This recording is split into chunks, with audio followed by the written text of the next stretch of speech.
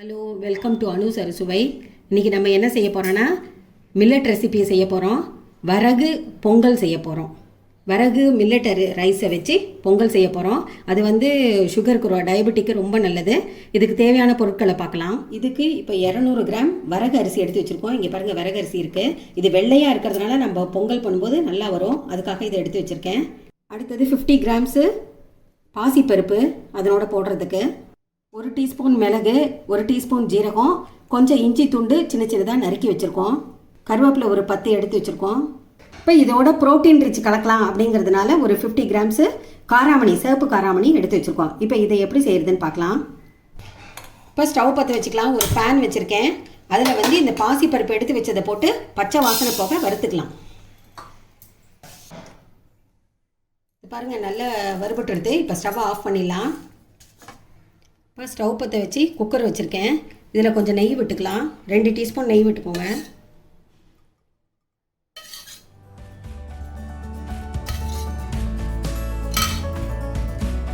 ரெண்டு டீஸ்பூன் எண்ணெய் விட்டுக்கலாம். இப்போ எடுத்து வச்ச மிளகு போட்டுக்கலாம்.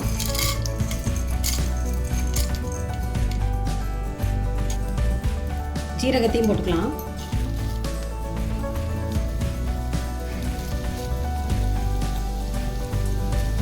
நறுக்கி வச்சு இஞ்சி துண்டையும் போட்டுக்கலாம். இதை பாருங்க, இது படப்படன்னு பொரியுது. இப்போ நம்ம முந்திரி பருப்பையும் இதில் போட்டுக்கலாம்.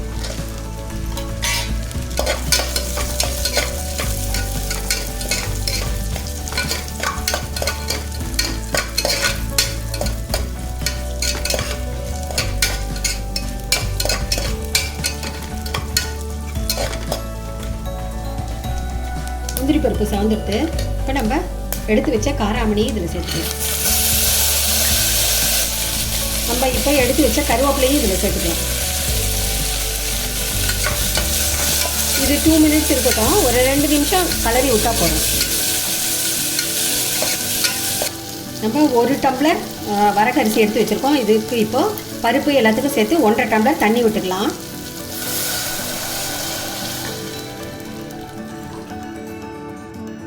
இன்னொரு டம்ளர் ஊற்றிக்கலாம். இப்போ 2 டம்ளர் தண்ணி விட்டுருக்கேன். இதில் தேவையான அளவு உப்பு போட்டுக்கலாம்.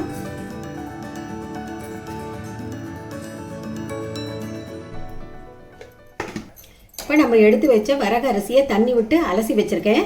இப்போ அலசிட்டு இதில் போட்டுக்கலாம். நம்ம இப்போ வறுத்து வச்ச பாசி பருப்பையும் இதில் சேர்த்துக்கலாம்.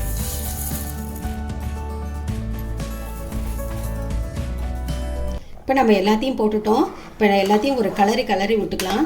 இப்போ எல்லாத்தையும் போட்டுட்டு மூடியை போட்டு மூடிட்டு 2 விசில் விட்டால் போகிறோம். அதுக்கப்புறம் பார்ப்போம். இப்போ குக்கர் திறந்து பார்க்கலாம். இதை பாருங்கள், சூப்பராக இதாகிடுச்சு. எல்லாமே சேர்ந்து இப்போ ஒரு கலரி விட்டுக்கலாம். இதை பாருங்கள், சூப்பராக அருமையான பொங்கல் ரெடி ஆகிடுச்சு. இதில் லோ கிளைசிமிக் இண்டெக்ஸு, நம்ம மில்லட் இது பட்டாணி சேர்த்துக்கிறதுனால ஹை ரிச் ப்ரோட்டீன்.